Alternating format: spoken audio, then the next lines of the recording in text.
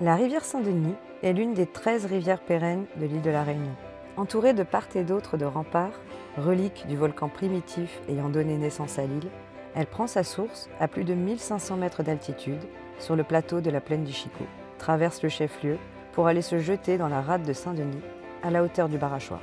Le cours d'eau, fréquenté des riverains mais assez peu connu du reste de la population, offre une belle balade à l'entrée du parc national et un magnifique panorama avec son eau cristalline propice à la pêche et ses bassins turquoises.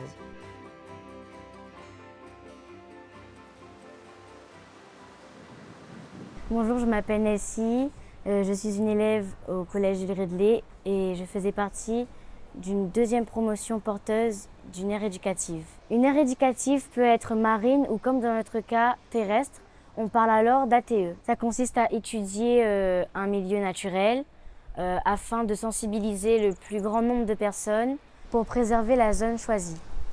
On propose des projets pour améliorer les choses en votant lors du Conseil de la Terre. C'est important pour moi d'en parler parce que j'habite dans le quartier de la Rivière avec ma famille et j'aimerais sensibiliser la génération future. Aujourd'hui, notre classe passe le flambeau à la prochaine ATE. Nous avons décroché un budget citoyen, le BIC, à eux d'en faire bon usage. L'objectif, c'est de travailler sur un territoire, un petit territoire. Les élèves viennent observer dans un premier temps et voient l'impact que eux-mêmes ou leur famille, ou parce qu'ils habitent dans le voisinage, ont sur le milieu naturel. Ils commencent à comprendre qu'il faut sensibiliser un petit peu à protéger cet environnement. On part de leurs idées. Il y a un conseil de la terre et ils doivent trouver des idées pour améliorer les choses. Que ce soit sensibiliser les gens et avoir un vrai impact. Nous sommes sur la rivière Saint-Denis et plus particulièrement dans la zone aujourd'hui qui nous intéresse avec les élèves, l'embouchure. L'objectif aujourd'hui, c'est de leur faire acquérir des connaissances sur le milieu aquatique. Donc nous avons fait appel à la Fédération de pêche qui est notre partenaire de l'aire terrestre éducative depuis maintenant 3 ans. Le but aujourd'hui, c'était de présenter à la classe ATE les espèces qu'on va retrouver dans nos milieux, les espèces aquatiques, du coup ça sera les poissons, les crustacés. On leur a présenté aussi au niveau de la réglementation sur la pêche, les quotas de pêche à respecter, les différentes tailles de poissons à capturer. Le but aujourd'hui, c'était de faire passer aussi un message aux élèves, en sachant que ce sont des futurs gestionnaires de l'environnement, de leur montrer, leur expliquer un petit peu sur l'écosystème, ce qu'on retrouve dans nos rivières, les bonnes pratiques à adapter pour préserver ce milieu exceptionnel, en tout cas qu'on a sur Saint-Denis.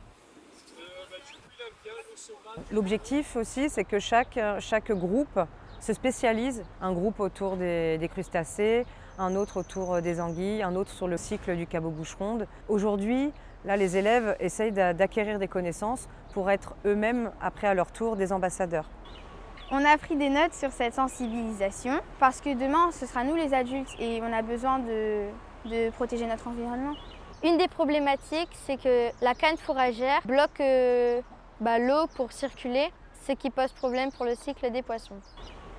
Les missions, en tout cas, de l'association LAPMARN, c'est aussi de faire des missions de sensibilisation et de préservation du milieu aquatique en luttant contre le braconnage sur les rivières, que ce soit de jour comme de nuit, avec le garde-pêche assermenté. Ils vont être amenés à travailler sur des panneaux puisque la mairie finance cette année l'installation et la pose de panneaux sur les berges de la rivière. Donc 13 rivières pérennes. Pourquoi je précise le mot pérenne? C'est quoi une rivière? Souvenez-vous, la première visite qu'on a faite, elle était où? Voilà, à proximité du temple, il y avait des équipes de l'Office de l'eau. On est ici là aujourd'hui pour le Conseil de la Terre. C'est une des étapes emblématiques, on va dire, du projet ATE. J'ai commencé par vraiment leur expliquer tout le fonctionnement de l'écosystème milieu aquatique et notamment l'écosystème rivière Saint-Denis. Donc là, on va dire qu'ils ont toutes les informations en leur possession pour maintenant passer à la phase de réflexion et de nous proposer les projets, les grands projets qu'ils veulent mettre en place justement pour préserver la rivière Saint-Denis. Ils sont en train de discuter entre eux et de nous apporter des projets. En fait, ensuite, on va sélectionner 5 ou 6 projets et ensuite, on va les soumettre au vote de l'ensemble de la classe pour qu'ils puissent justement choisir les directions qu'ils vont prendre dans leur projet sur cette année scolaire. Nous sommes actuellement à la Nordève dans le cadre du salon Ambition Planète. Les élèves de la 5e Jupiter de l'ère terrestre éducative ainsi que d'anciens élèves de 4e ont été invités pour tenir un stand dans le cadre de cette manifestation.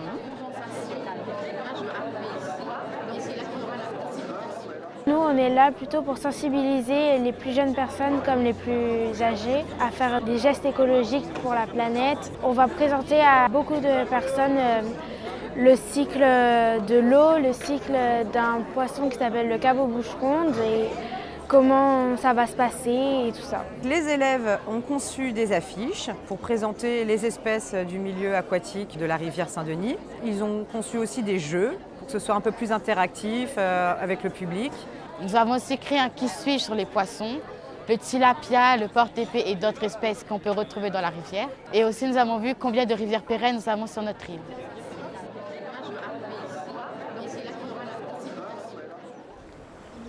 Nous sommes aujourd'hui au siège de l'Office de l'eau. Nous avons été invités pour les rencontres de l'eau. C'est l'opportunité pour nous de présenter notre projet ATE et de partager avec différents acteurs sur la protection de cette ressource. On est venu avec 4 élèves et 2 de nos référents pour participer à une conférence et expliquer qu'est-ce que nous on faisait en tant qu'ambassadeurs ATE. L'objectif aujourd'hui était de pouvoir montrer l'implication des établissements scolaires dans la préservation de la ressource eau. Nous sommes la seule ATE sur le secteur de Saint-Denis. On est venu parler de ce qu'on fait sur la rivière Saint-Denis. Vu que le Garance est passé, la canne fourragère est partie, ça nous fait un problème en moins. Mais il y a toujours d'autres problèmes que les nouveaux ambassadeurs de l'année prochaine vont devoir résoudre. À la rivière de Saint-Benoît. En plus des différents acteurs qui ont été invités, il était important de souligner la place qu'ont les élèves dans leur engagement pour la préservation de la biodiversité. Les élèves ont donc pu échanger avec les différentes institutions et présenter les différentes actions qu'ils ont menées sur ces 3 dernières années depuis l'obtention du label en 2022. C'est l'occasion d'échanger et même d'avoir des propositions pour travailler ensemble, que ce soit des subventions ou venir intervenir lors d'autres manifestations. Donc ça, c'est très profitable pour le projet. Aujourd'hui, on est en mission avec l'ADEAL, donc avec la 5e Jupiter, pour parler et les sensibiliser aux risques majeurs. On va donc leur faire une lecture de paysage, ensuite on va expliquer et identifier les différents risques qu'on peut retrouver sur Saint-Denis et à La Réunion. La magnifique vue qui est derrière. On est allé au-dessus de la rivière voir un repère de crue, donc l'idée c'est de voir jusqu'où la rivière est montée en cas de forte crue et donc de faire prendre conscience du danger aux enfants, donc de montrer comment la rivière peut se gorger en eau en cas d'inondation. On a décidé aussi de bien leur faire expliquer la différence entre le phénomène de crue, l'inondation par débordement, le ruissellement, mais aussi de bien leur faire comprendre l'évolution de l'urbanisation, notamment dans le secteur de la ville de Saint-Denis. Et là, c'est juste après le cyclone Garance. Donc là, on le voit, il est couché, juste ici. Ils ont constaté avant le passage du cyclone Garance qu'il y avait beaucoup de cannes fourragères, moins de cailloux. Et suite au passage du cyclone, donc, il y a moins de cannes fourragères, plus de cailloux. Qu'est-ce qu'on voit dans la rivière là, tout ça? Il y a plein de cailloux. Il y a beaucoup de cailloux qui se sont fait importer d'où? Ah, on a dit que ça s'appelait comment? Le bassin versant. Avec le cyclone, il y a beaucoup moins de cannes fourragères, donc qui permet d'avoir plus de circulation d'eau et c'est meilleur pour les poissons. On a regardé le paysage, on a fait des croquis avant le passage du cyclone et après pour comparer ce qui a changé. Le cyclone donc, a modifié la zone, mais aussi a mis un frein à ce projet, puisqu'on ne sait pas si on va pouvoir installer vraiment les panneaux le long de la promenade comme le projet était initialement prévu. C'était aussi intéressant de mettre des mots plus explicatifs, plus scientifiques, plus techniques à un phénomène qu'ils ont observé. C'est vraiment leur zone d'habitation. Ils vivent ici, ils vont au collège ici. Du coup, voilà, c'est intéressant de voir ça avec eux. Allez, c'est parti. C'est la deuxième édition Mai à vélo entre les établissements scolaires. Et l'objectif, c'est déjà de faire découvrir les bandes et les pistes cyclables aux élèves qui participent à cette journée, qui passent d'établissement en établissement. Et le deuxième objectif, c'est aussi que les professeurs qui encadrent ces délégations à vélo découvrent la dynamique éducation-développement durable au niveau des autres établissements. Par exemple, l'aire éducative du collège Redley est très précieuse parce que c'est rare les aires éducatives au niveau des collèges. Et donc je suis fière et contente de voir que les autres collègues vont découvrir cette aire éducative. Nous avons 3 missions.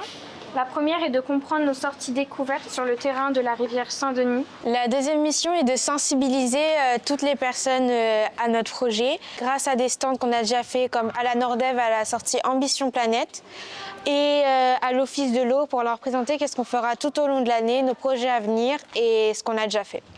La troisième mission est d'agir. Donc, on compte faire un circuit découverte sur les berges de la rivière Saint-Denis avec l'aide de la mairie.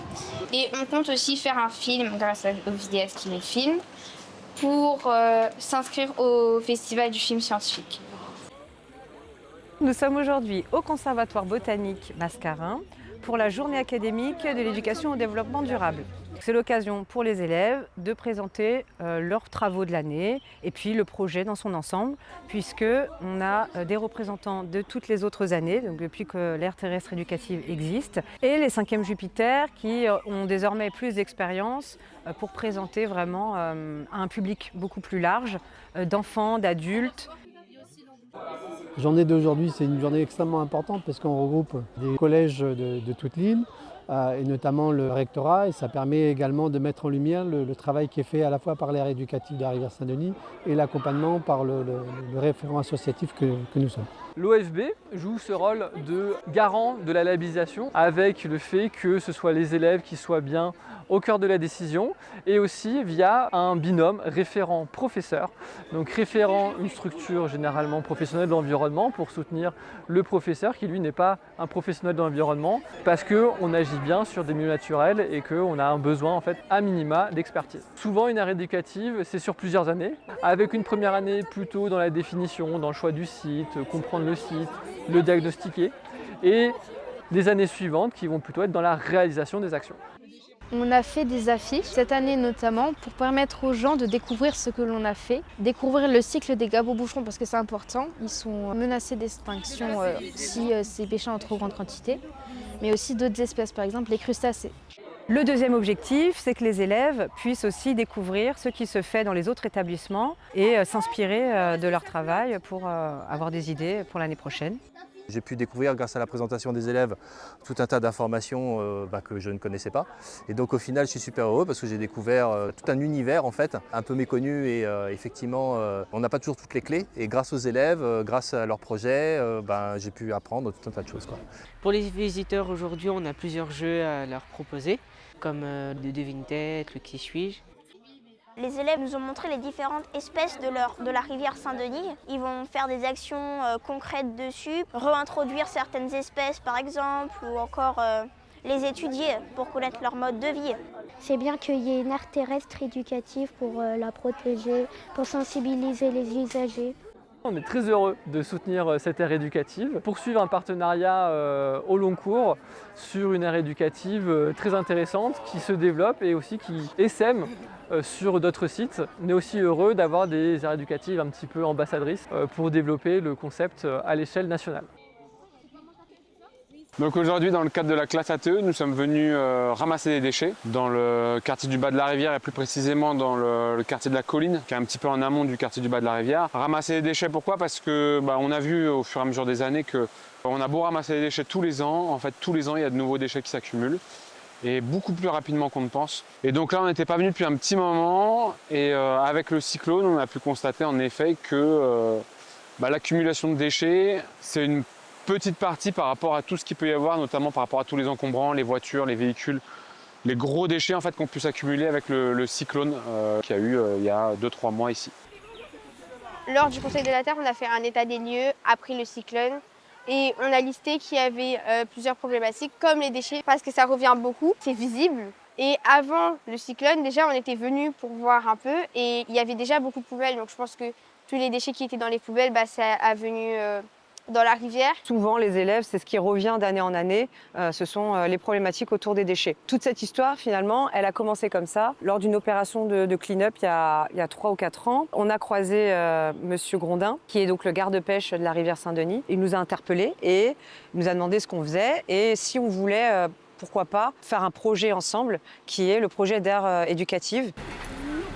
On a installé aussi sur la partie de la rivière, sur la partie basse de la rivière, on appelle des filets anti-déchets au fait, qui récupèrent les déchets de la route, qui sont retenus dans un filet avant que ça parte dans la rivière ou à la mer. Au niveau de la ville de Saint-Denis, la maire disait qu'elle dépensait environ 24 millions d'euros pour ramasser les déchets. Si chaque citoyen pouvait faire un geste, ce chiffre, on pourrait le baisser. Il ne faut pas dire que on laisse ces déchets-là, il y a des gens pour ramasser. Ça, c'est pas la bonne politique. Le ramassage de déchets, en fait, ça s'inscrit dans cette classe ATE, dans le sens où ils étudient toute une problématique sur la conservation de l'environnement, la reproduction des espèces, etc. Et notamment, le ramassage de déchets s'inscrit dans cette préservation de l'environnement.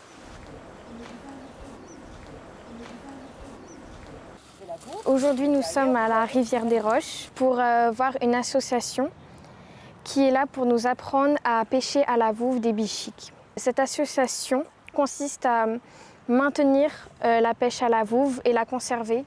Chaque pêcheur a son propre canal, mais il laisse quand même des canaux de libre pour permettre aux bichiques de circuler.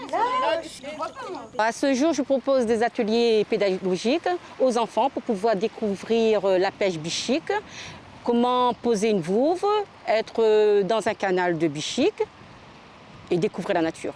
Mon rôle à moi, c'est de sensibiliser les pêcheurs d'utiliser le matériel naturel pour ne pas polluer l'eau. Aujourd'hui, les pêcheurs, au lieu d'utiliser des sacs plastiques, ils utilisent du matériel naturel. Comme vous pouvez le constater, ce sont des murets avec les éléments de la nature. Les pêcheurs eux-mêmes ont compris quand même qu'il fallait adapter la pêche. Depuis 2022, la pêche est restreinte. C'est une ressource qui se raréfie et qui est très liée à son milieu. Exact, c'est le GECO de Manapagne. Avec moi, c'était une balade sur le littoral de Saint-Benoît pour parler un peu de la faune et de la flore. Et toujours pareil, sensibiliser contre les déchets et la leptospirose. On a parlé de ce qu'ils voient tous les jours mais qu'ils ne connaissent pas forcément, comme par exemple le vakwa. Beaucoup de ces élèves-là avaient déjà vu le vakwa, le papin, mais ne connaissaient pas que c'était comestible, ni à quoi ça servait, ni même le nom de l'arbre. On a vu aussi l'encens ou les béroses, donc c'est quelque chose qu'on voit assez couramment sur les routes. Donc là, ils ont appris ce que c'était. Coup de chance, on a pu voir un crabe et un gecko. Il y a une partie aussi Maloya, donc là on finit la journée avec un atelier Maloya. Ici, pas les esclaves. On a parlé un peu de l'histoire du Maloya, des instruments et à la fin, petit rond Maloya, on s'amuse un petit peu.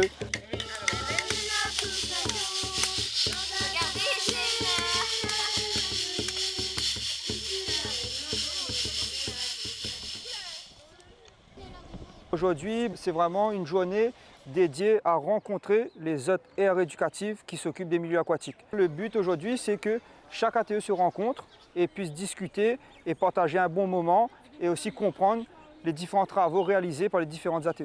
Du coup, ça représente quand même près de 150 élèves aujourd'hui.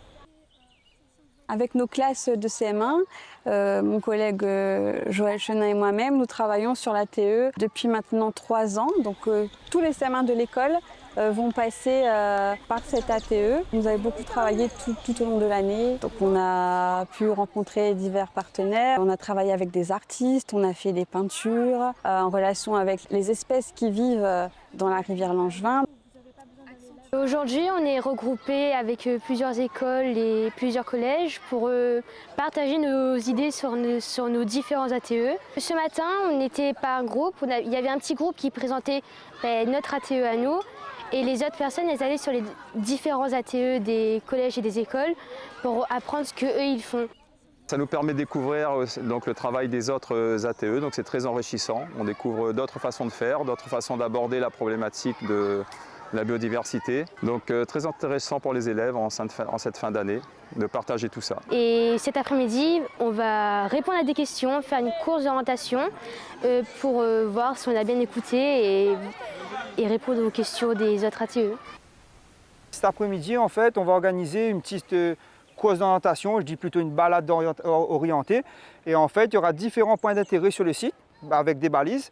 Et il faudra passer de balise en balise pour justement débloquer des questions et ensuite répondre à ces questions qui seront en lien avec les différents travaux des ATE pour par la suite, après, faire un petit comptage et voir qui a gagné et qui est le gagnant de cette journée. Le nom du crustacé emblématique de l'AEE de la rivière Langevin.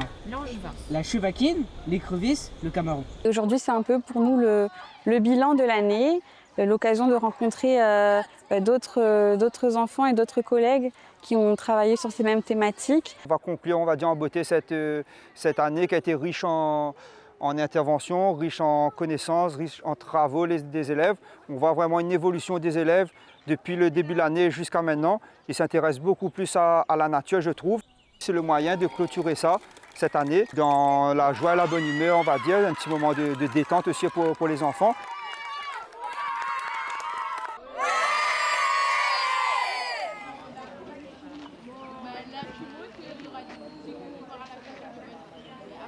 Ce moment est symbolique pour nous, c'est l'inauguration du panneau de présentation de l'ATE.